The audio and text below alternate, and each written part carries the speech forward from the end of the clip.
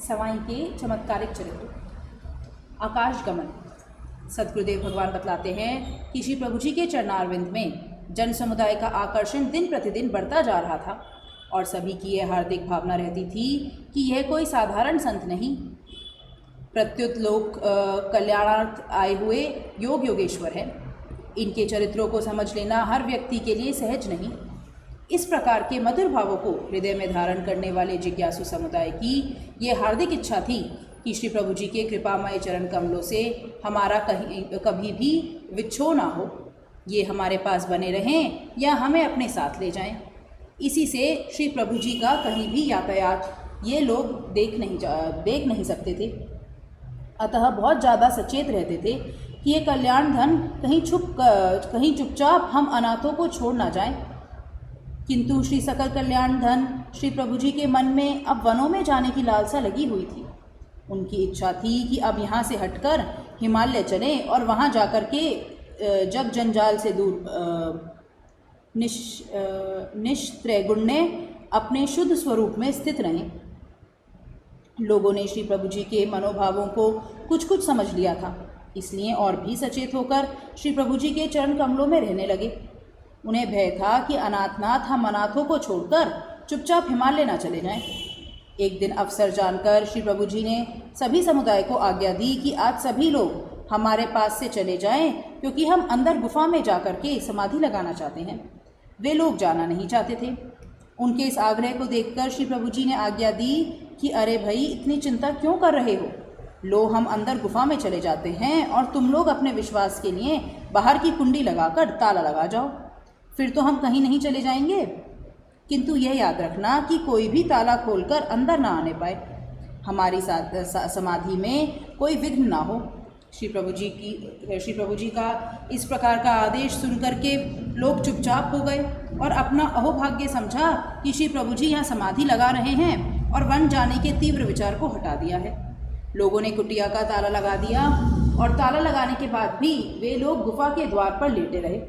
किंतु उन योगेश्वर के चरित्र को यह गांव के भोले व्यक्ति क्या समझ सकते थे? उनके लिए तो गुफा में से निकलने का यही एक द्वार था जिसको वे ताला लगाकर बैठे हुए थे। श्री कल्याणधन प्रभु जी गुफा में जाकर समाधिस्थ हो गए और लगभग अर्धरात्रि के समय अणिमा के द्वारा अपने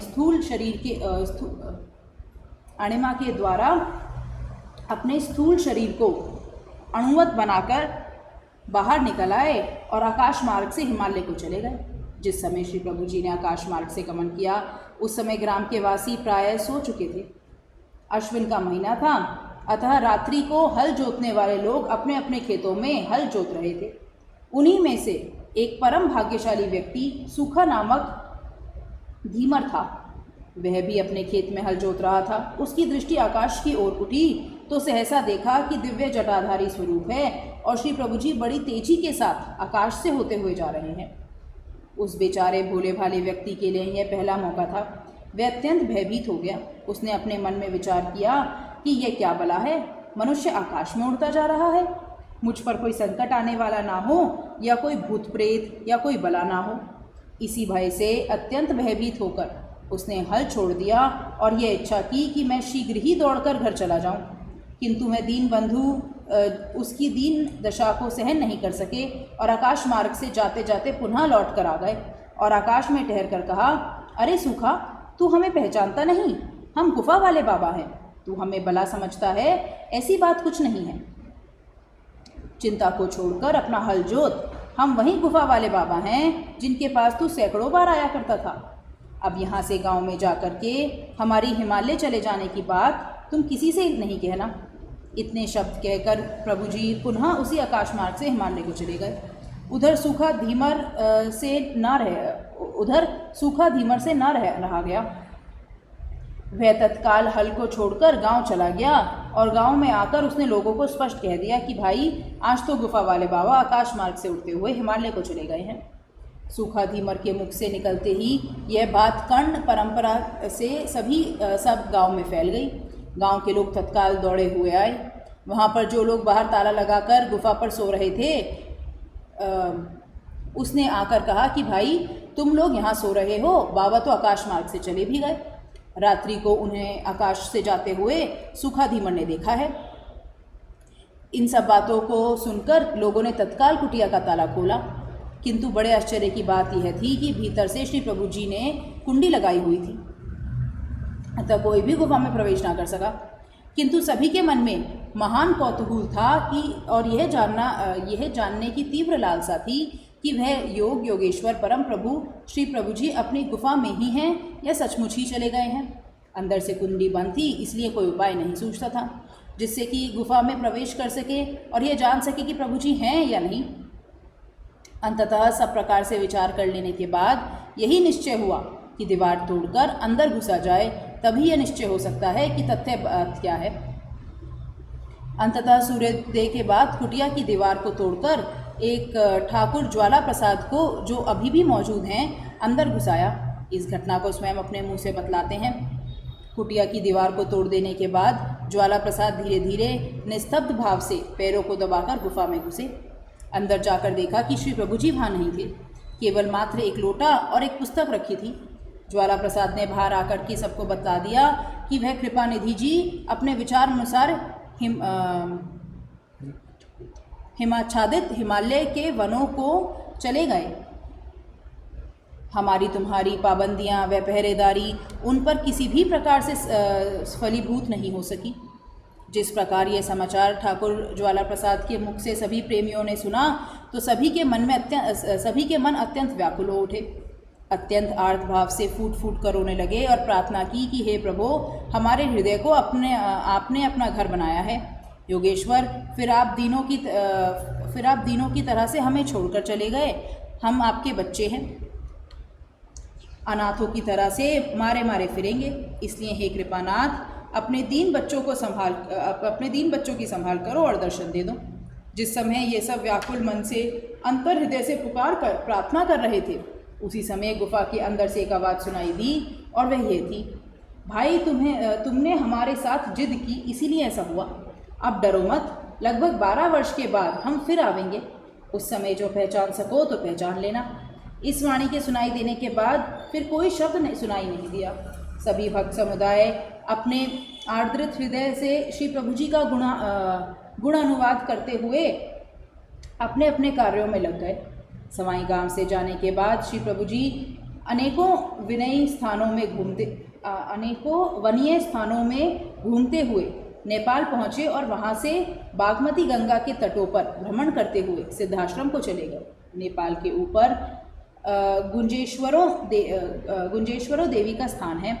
उस स्थान से कई मील आगे एक वन खंड में रहे और वहाँ पर बैठे हुए पुनराभूत स्वयं सदाशिव रूप सद्गुरु तत्व का चिंतन करते रहे। कुछ दिन वहाँ निवास करने के बाद एक दिन अकस्मात एक वृद्ध महापुरुष वहाँ आ गए, जिनकी आंखों की भवें लटककर होठों तक थी। मुख दैदीप्यमान था। अत्यंत वृद्ध थे किंतु महान तेजस्वी थे। उनके इशारे को पाते ही श्री प्रभु जी उनके साथ चल पड़े और क्षण भर में किसी हिमाच्छादित स्थान पर जा निकले। वहाँ पर श्री प्रभु जी ने उन महापुरुष जी की आज्ञा अनुसार 12 वर्ष तक रहे। वह स्थान हिमाच्छादित था। वहाँ पर खाने को कंदमूल फल कठिनता से प्राप्त होते थे। वह परम दिव्य स्थान था। वहाँ पर 6-6 मील की दूरी पर ऋषियों के स्थान थे और उन सभी ऋषियों की आयु 500 या 600 वर्ष थी। 12 वर्ष वहाँ रहकर तीव्र तपश्चर्या के बाद दीनहीन प्राणियों के कल्याण निमित्त पुनः अग्नि मंडल पर लौटे और अपना कल्याणकरण कार्य आरंभ किया। कई जगह आश्रमों की स्थापना की। हिमालय से लौटने के बाद श्री प्रभु जी अपने छिपे हुए पंडित वेश में रहने लगे। इस छिपे हुए वेश में उन्हें कोई योगीराज नहीं समझ सकता था। हिमालय से लौटने के बाद श्री प्रभु जी ने 3 प्रकार के कार्य आरंभ किए और ऋषिकेश योग साधना आश्रम की स्थापना की। ऋषिकेश योग साधना आश्रम में विराजमान रहकर श्री प्रभु जी ने 3 प्रकार के कार्य आरंभ किए। पहला,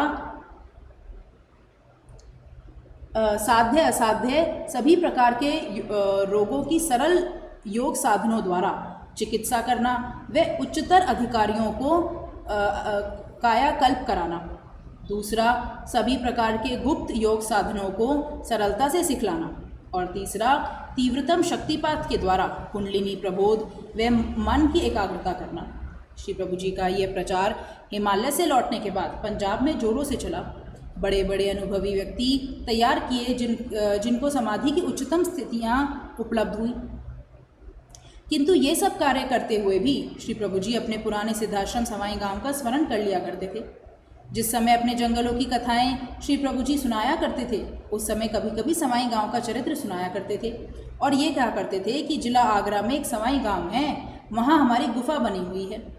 वहाँ के लोग अब भी हमें बहुत याद करते रहते हैं और उन लोगों के साथ बड़ी बड़ी विलक्षण घटनाएं घटी हैं। जब लोग पूछते थे कि प्रभु जी वह गांव कहाँ है और वह गुफा कहाँ है, तो हंसकर कह दिया करते थे कि अभी समय नहीं आया है, समय आने पर बताएंगे। किंतु ऊंचे ऊंचे ध्यान अभ्यासी लोग ध्यान में श्री प्रभु जी से सवाई गांव को दिखला देने की प्रार्थना करते तो ध्यान में दिखला दिया करते थे। एक बार श्री प्रभु जी ब्रह्मांडार्थ हरिद्वार गए और हर की पौड़ी पर पहुँचे। वहाँ कई व्यक्ति सवाई गांव के स्नान कर रहे थे। उनकी आकृतियों को देखकर ध्यान अनुभव देखने वाले हमारे कई गुरु भाइयों ने पहचान लिया कि ये उसी सवाई गांव के लोग हैं जिनका जिक्र श्री प्रभु जी अपने मुखारविंद से किया करते थे। यह बात विचार कर श्री प्रभु जी से प्रार्थना की कि ये लोग सवाई गांव के मालूम पड़ते हैं। श्री प्रभु जी ने उनकी यह बात सुनकर उस समय उनको उपेक्षित मन से किंचित ताड़ना से ये कहा कि चलो यहाँ से। श्री प्रभु जी की आज्ञा पाकर सभी भाई बहन शीघ्रता से चल पड़े, किंतु मार्ग में आकर फिर प्रार्थना की कि प्रभु ये लोग मालूम तो सवाई गांव के पड़ते थे, क्योंकि ध्यान में हमने कई बार इनको देखा है, किंतु आपने उन लोगों से आज बात नहीं करने दी। हे दीनबंधु, इसका कारण क्या है? आपकी क्या कृपा लीला है, समझ में नहीं आ रही। बार बार इस प्रकार प्रार्थना करने पर भी श्री प्रभु जी ने हंसते हुए उत्तर दिया, बेटा अभी इनका समय नहीं है। इस समय तुम लोग इनसे बात भी करते तो ये लोग तुमसे अच्छी प्रकार से नहीं बोलते, क्योंकि अभी इनका संस्कार काल नहीं है। जो प्राणी जब जिसके द्वारा आना होता है उसी संयोग पर सब मेल मिलाप हुआ करते हैं, इसलिए संस्कार काल आने पर ही इनका मिलना संभव हो सकेगा। इसलिए हमने तुम्हें रोक दिया था। इस प्रकार इधर उधर प्रांतों में प्रचार करते हुए श्री प्रभु जी एक बार आगरा पधारे और भार्गव बैंक के पास किसी स्थान पर ठहरे। वहाँ आने पर पुनः वही चर्चा चली। बहुत से भाई बहन श्री प्रभु जी के साथ थे। उन्होंने प्रार्थना की कि प्रभु अब आप आगरा आए हुए हैं, कृपा करके वह सवाई गांव बतला दीजिए जहाँ आपकी गुफा बनी हुई है और वहाँ के लोगों ने आपको आकाश गमन करते हुए देखा है। हम उस पवित्र गांव के दर्शन करेंगे, वह सिद्ध गुफा को प्रणाम करके आवेंगे। श्री प्रभु जी ने मुस्कुराकर आज्ञा दे दी और कहा कि वह स्थान यहाँ से लगभग 15 मील की दूरी पर है। तुम सब उसको तलाश करो, जो उसको तलाश करके आएगा हम भी उसे इनाम देंगे। श्री सकल कल्याण मूल प्रभु जी इस प्रकार की उनकी आज्ञा को पाकर सभी भाई बहन सवाई गांव को तलाश करने का प्रयत्न किया, किंतु कोई भी सफल ना हो सका। ये लोग एतमादपुर व सवाई गांव को पूछते थे और सुनने वाले पता नहीं क्या सुनते थे, और वे लोग जो जवाब देते थे उसको ये लोग पता नहीं क्या समझते थे। बड़ा ही विलक्षण आश्चर्य रहा। काफ़ी प्रयत्न करने पर भी कोई भाई बहन सवाई गांव को तलाश ना कर सका।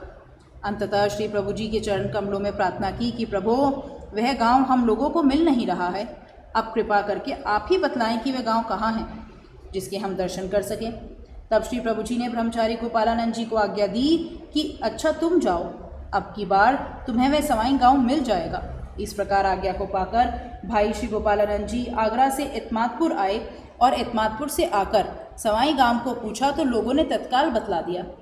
ब्रह्मचारी गोपालानंद जी सवाई गांव आए, वैशी सिद्ध गुफा के दर्शन करके पुनः आगरा लौट गए। लाला अशरफी लाल के बाग में जिस समय ब्रह्मचारी गोपालानंद जी ने प्रवेश किया, गांव के निवासियों को व स्वयं लाला अशरफी लाल को यह शक हुआ कि आसपास यहीं कहीं श्री प्रभु जी आए हैं। कर्ण परंपरा से ये बात तत्काल सारे गांव में फैल गई कि बाबा यहाँ आसपास ही हैं। उन्होंने अपने शिष्य को गुफा के दर्शन करने को भेजा है। 10 या 12 वर्ष के बाद श्री प्रभु जी का पुनरागमन सुनकर के दर्शनार्थ लोगों के मन बहुत ही आह्लादित हो उठे और वे इसी प्रतीक्षा में थे कि पुनः कब वे लोग योगेश्वर की झांकी पाकर अपने जीवन को सफल बनाएंगे।